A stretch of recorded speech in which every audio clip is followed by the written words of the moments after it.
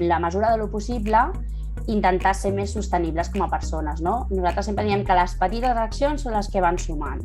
I si nosaltres, en comptes de comprar una ampolla de plàstic reciclada, per molt que sigui l'ampolla de plàstic reciclada, vas sempre a la teva cantimplora, ja estàs reduint.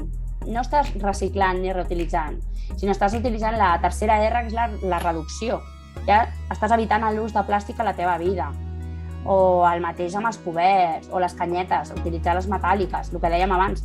La canyeta de plàstic et dura 5 minuts que t'has begut la beguda, després la tirem i es converteix en residu, i si utilitzes una metàl·lica la tens per sempre, la neteges i la tornes a utilitzar.